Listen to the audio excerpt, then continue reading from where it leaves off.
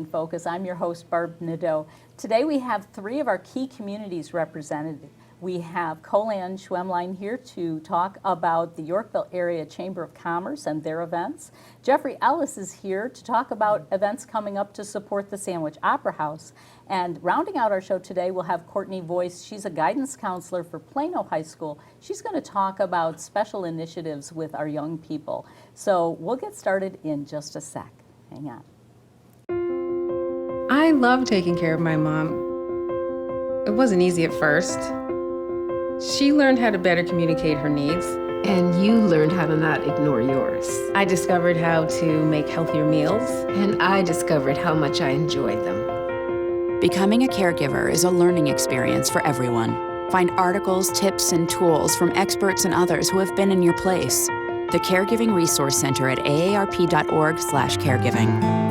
Our first guest today is Colan Schwemline. Colan, thank you so much for being here. It's great to have an old friend here on our set, and it's you're someone I haven't had a chance to interview very often in my life, so thanks for being with us today. Oh, thank you so much for having me. Well, you are a perfect person to represent the Yorkville Area Chamber of Commerce as a chamber ambassador, so to speak, because of your long involvement in the business community. So let's start there. Tell me a little bit about why you joined the Yorkville Chamber and what are the benefits of being a chamber member?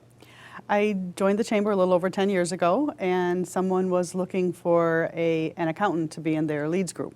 And the chamber has, we currently have 3 leads groups, and it's just a group of businesses that get together, business people that get together, unique industries, so there won't be 2 banks or 2 accountants in the same group. But someone was looking for an accountant that they wanted to network with. And she invited me. You can attend a leads group 2 times before having to make a commitment. And she invited me to come and check out her group, and I enjoyed it. And so then at that point I joined the chamber and joined the leads group, and I'm still part of the same leads group and still part of the chamber 10 years later. It's really interesting because sometimes businesses say, well, that's going to be my first step. I'm going to be a part of the chamber.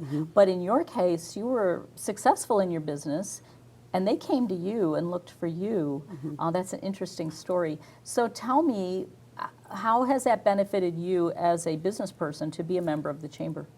It's benefited a lot.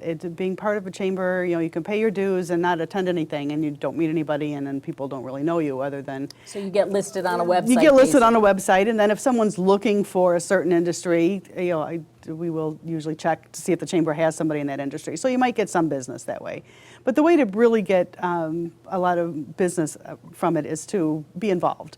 We have events, morning events. We have business over coffees once a month. We have monthly luncheons where we have great speakers, usually either a business that's some kind of interest, community interest, or we have a lot of the local people from local Yorkville, area, talking about their particular that will have, and business. For example, in February we're having the Yorkville Police Chief, and I haven't had the pleasure of hearing him yet, but I understand he's a fantastic speaker, so I'm really looking forward to that luncheon. Last week, Bart Olson from the Yorkville Chamber, from the Yorkville City of Yorkville was there, and he always does a great speech about what's happened in the last year in Yorkville and what's coming up in the next fiscal year and things, like businesses that are coming. Here's some little input. You always find out some interesting things in his speeches. So that's the kind of thing they'll have at the luncheon, and then they have day things where they'll have ribbon cuttings, and then things in the evening. They'll have chamber network nights. So depending on your own schedule, what works for you, there's things available, different things during the day. You don't have to do it all. You don't have to do it all, and there are different people. So if you can make a coffee one month, and you can make a lunch another month, and you can do an evening thing. They do those several times a year.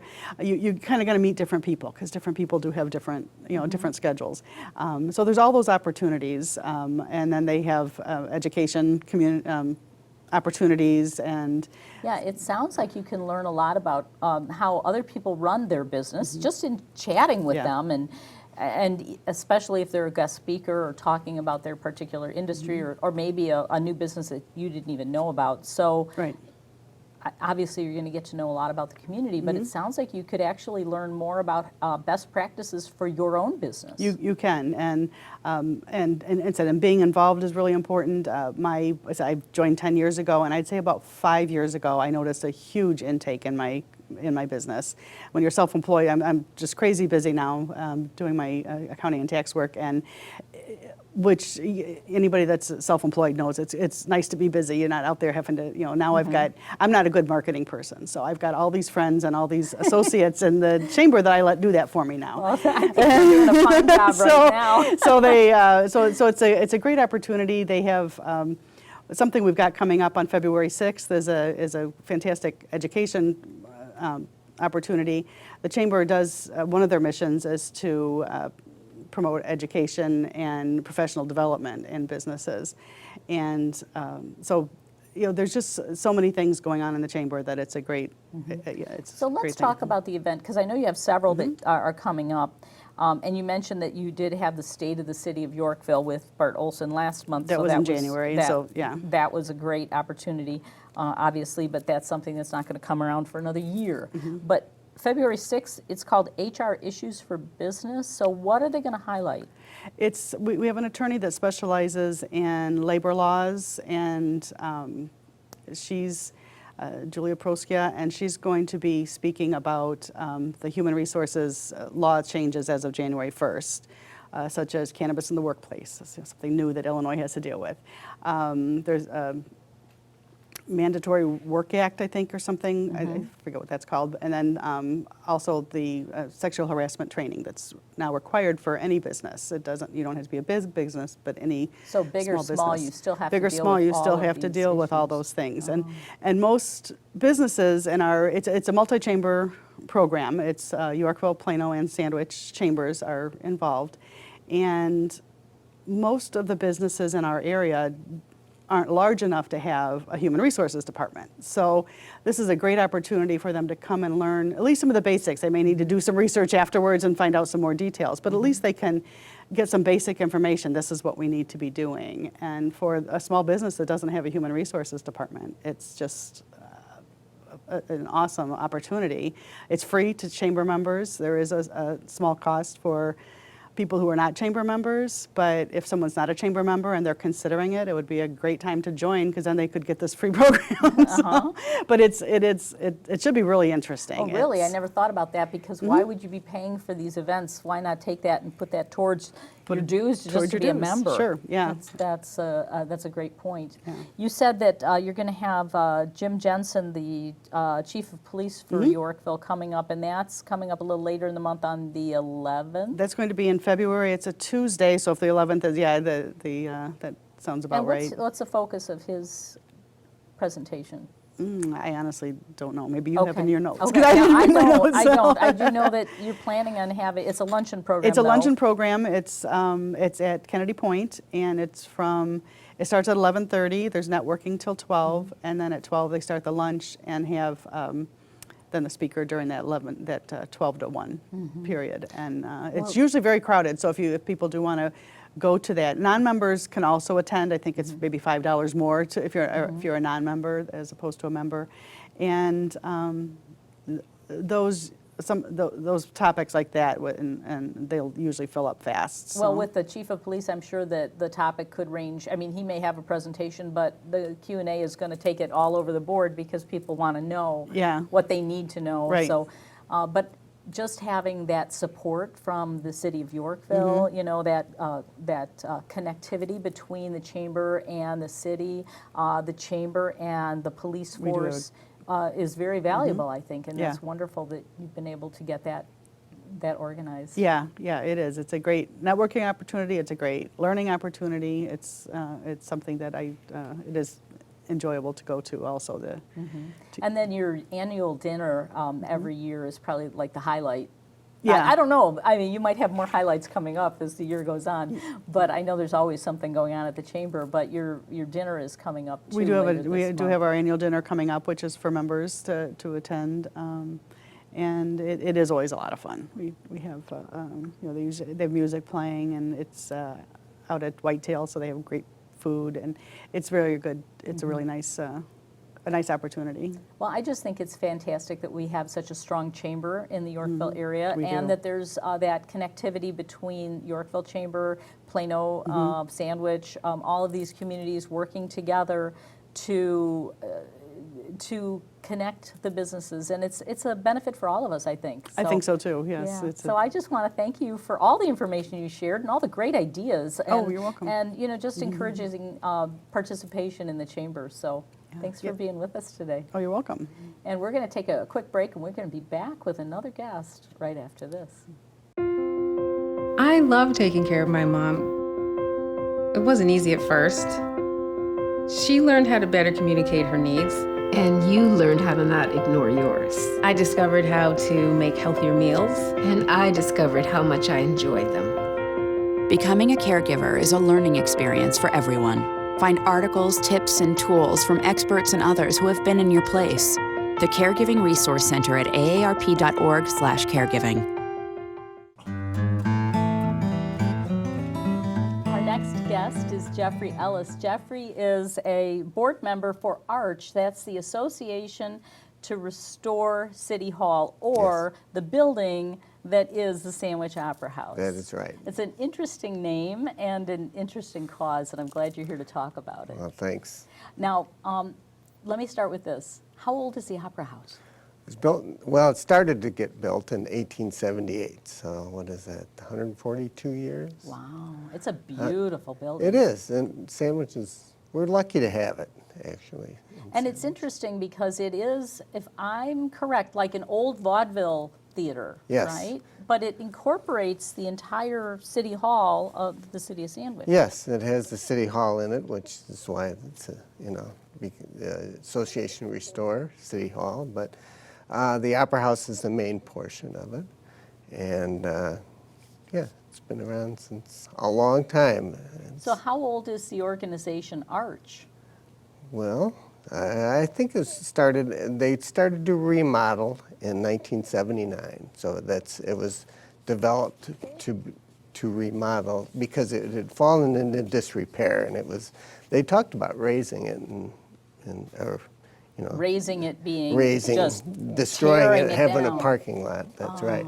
But the community got together and started this organization and did a nice job. It started in 1979 and finished in 1986, so it was a So 7-year process. this organization, ARCH, has been involved in this project for over 40 years. And Yes. that's incredible and wonderful, because when I think about the Sandwich Opera House and what a beautiful theater it is. The seating is wonderful. The stage is phenomenal. You don't find a stage like that. That is a full stage. Why would anyone want to get rid of it? It's because it's expensive. It's expensive to do. It's expensive to upkeep, which is what we need to. That's part of the reason I'm here. What are some of the key problems that you have with the Opera House right now, or City Hall? Things that you're looking at that need to be addressed? Well, remember the 1878 part. It's an old building, and the roof leaks. The roof has leaked, and it's come down the sides of it, and it needs to be repaired. And it's just normal maintenance. An old building like this requires a lot of maintenance that new buildings don't. So And of course, you have to keep it in some sort of Yes. historical yes, yeah. integrity too. Well, we want to do that. We don't have to, but we do want to, and it's just an expensive process, and it's. My compliments to everyone on that board, that committee, whatever that organization, because it is something that I consider a treasure in our Fox Valley area. Yeah, well, it's one of the two reasons I think of Sandwich. I think of the fair, and I think of the Opera House. So it's a major. It kind of defines Sandwich, and the surrounding areas, not just Sandwich. So what do you have coming up? I know you have some key events. Yes, I and have a things. list here. Well, the next one we have coming up on February 15th, you may have heard of this, is Love Letters. Mike Shepard and someone named Barb Nadeau is going to be performing. That's right. Maybe you can tell me Well, about this is going to be my premiere, I guess, or my one chance before they bring out the Shepherd's Crook to be on the Sandwich Opera House stage. And I'm very honored to have been asked to do this. You know, I did some theater when I was in high school, and I just think it's an awesome opportunity to be part of this. But it is a two-person cast. Yes, it's going to be a lot of the two of you. So It's going to be a lot of the two of us. It's actually going to be more of a in-concert, that's what I want to call it, in-concert, where we're actually reading the entire, we have to know it, but we're reading it. We're reading our love letters to each Oh, other. okay. So we've been lifelong friends, and spent our childhood and growing up years, and come back and forth throughout the years of our adult life, and so the audience is going to get to hear those love letters. well, so that sounds like it should be a lot of fun, and I it's funny. definitely recommend this. the show is funny. It will make you laugh. It's also kind of poignant, and it's got some sad parts and some happy parts, and so That's what love is, I that think. I guess so. So I'm honored, actually. Yes, Thank you for the invitation to be on the stage. And it's a fundraiser for the Opera House, so that's, you're donating your time, and that's towards us, and we certainly appreciate that. Well, thank you. Thank you. Yeah, like I said, I think it's wonderful.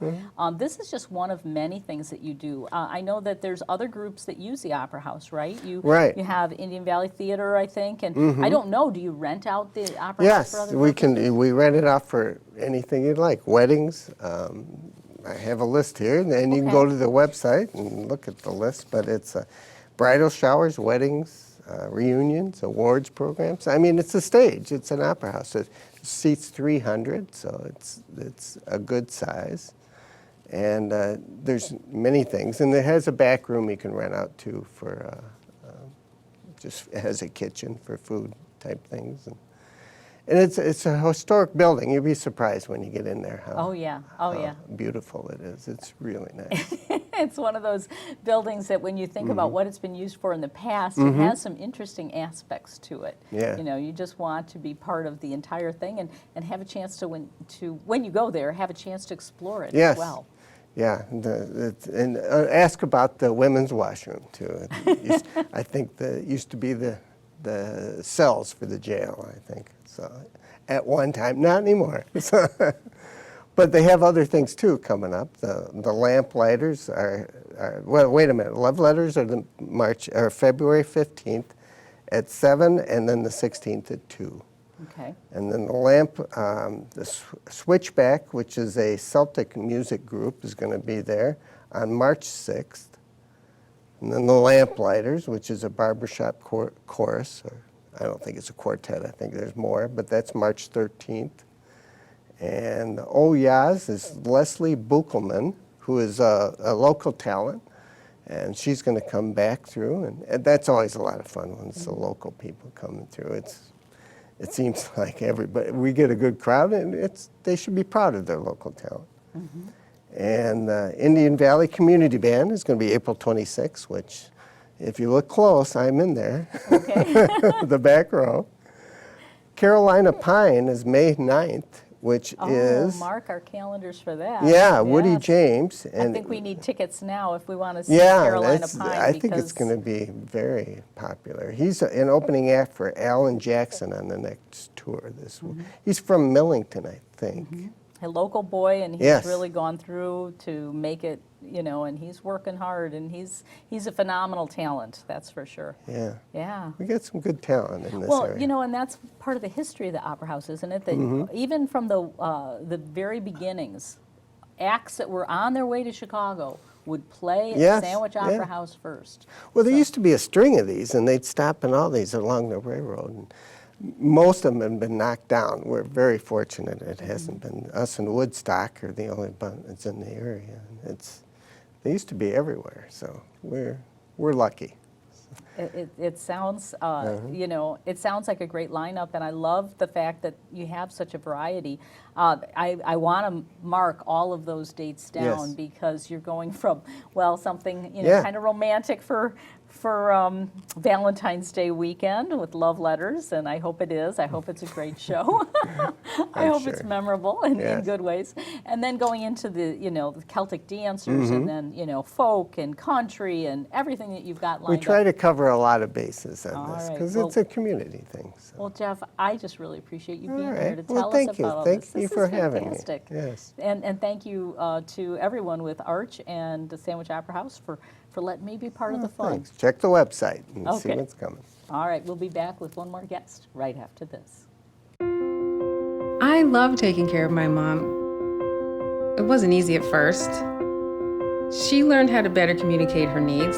And you learned how to not ignore yours. I discovered how to make healthier meals. And I discovered how much I enjoyed them. Becoming a caregiver is a learning experience for everyone. Find articles, tips, and tools from experts and others who have been in your place. The Caregiving Resource Center at aarp.org/caregiving. Courtney Boyce is our next guest today. Courtney is a guidance counselor with Plano High School, Plano District 88. Thanks so much for being here. Thanks for having me. I'm so excited. I really think that it's important to focus on the kids and what they're doing, and we don't get a chance to do that often enough. And so just the opportunity to have you on the show is really a joy for me because I feel like you have taken over in your role as guidance counselor at Plano High School like a ball of fire, and you're really making an impact in the community as well. So Well, thank you. how long have you been at Plano? This is my second year as school counselor there, and then I was there for a year before as a high school math teacher. And then prior to coming to Plano, I spent 3 years as a middle school math and science teacher. So 6 year in education, but third year overall in Plano. So you have a chance to see some of your younger students are actually coming up into their upperclassmen.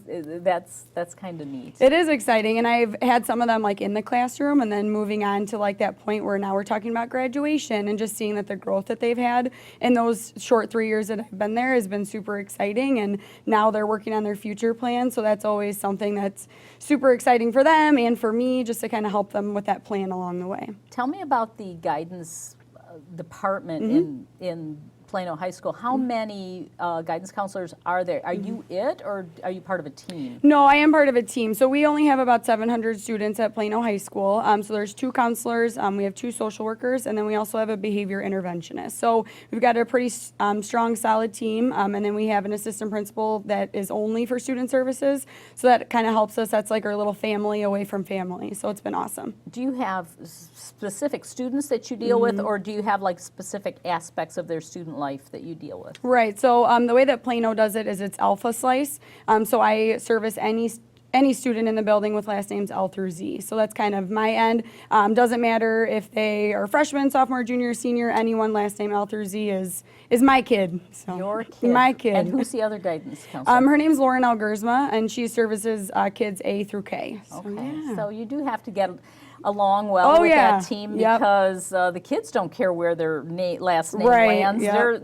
The issues that they're dealing with, the things that they're dealing with, it runs the gamut no matter who they Oh, are for and sure. their friends. And we're like super flexible too with like if someone's busy, like we'll hop in and help. And all like there's only 700 kids, which seems like a lot, but it's really not. So we can pop in and help at any point in time. It's an awesome flexible family that we have going. So it's awesome. Well, one of the things that I think is unique about you is that you've jumped into the community of Plano, and through some of the things you're doing with the students, you are actually connecting to the business community and the community at large.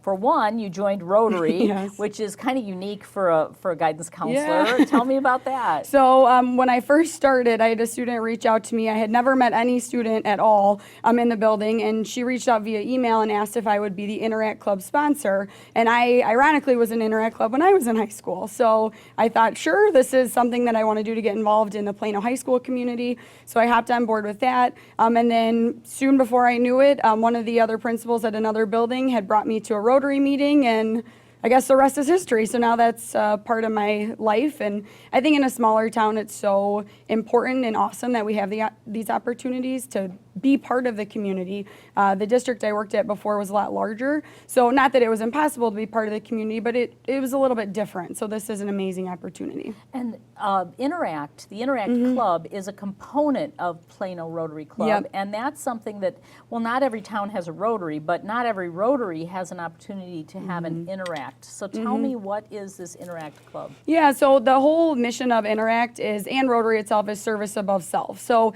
just getting the students to kind of give back to the community, learn something about themselves along the way.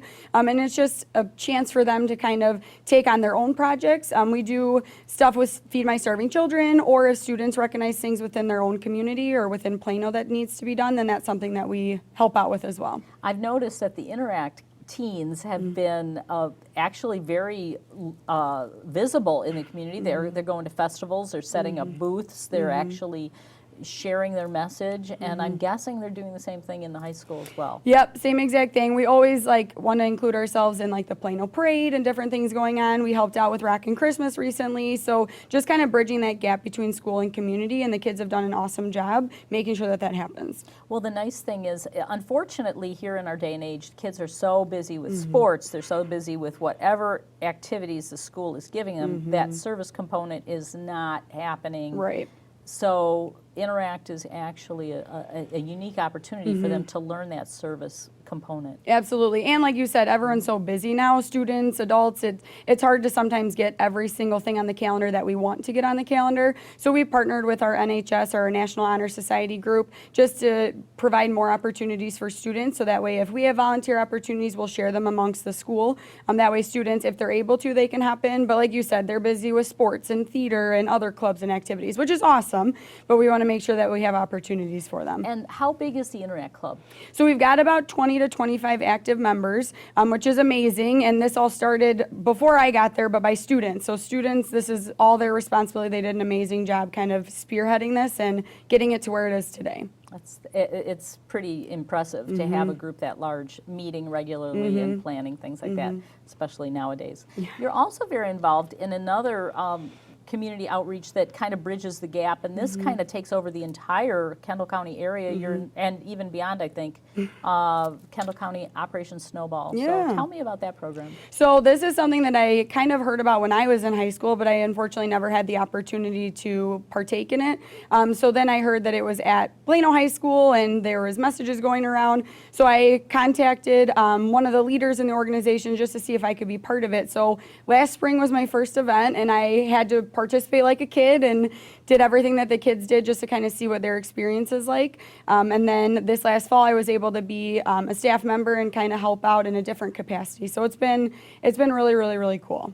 Yeah, it's a program that I absolutely love, as you know, and I just wanted to hear it from your vantage point, what you thought of it. Yeah. But my experience with that program was starting out as a participant as well, just learning what was going on, and I saw real value in it. Why would somebody want to go? What's the key component of Operation Snowball? Well, and I originally think I wanted to go because I didn't know much about it, and these kids they would come back and they would have all this excitement and energy, and I didn't really understand what happened at Snowball. So that was what kind of drew me to that. And then obviously my counselor connection.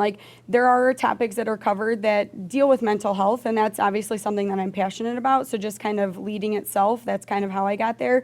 But it is an awesome opportunity for students and adults, honestly, too, because they're given information and it's a student's choice how they deal with that information. And it's so hard to explain, I'm sure, as you know, because it's just it's this feeling and this family and this sense of community, and these kids are able to take their guards down for a weekend and just kind of be kids again, because this world is so crazy busy and they have so many things going on that it allows them to just kind of be them and be free-spirited, and they can't have their phones all weekend, so that's an awesome thing. They get to disconnect and be them, so I love it. Yeah, I think for me, I think it's one of the best leadership building or opportunities for a kid, because it's dealing with issues that they have to deal with every day, and they're really driving the issues. They're telling you that they need to hear more about how to deal with depression or how to deal with drugs in the area or whatever, and then they're they're getting great leadership Right, ability.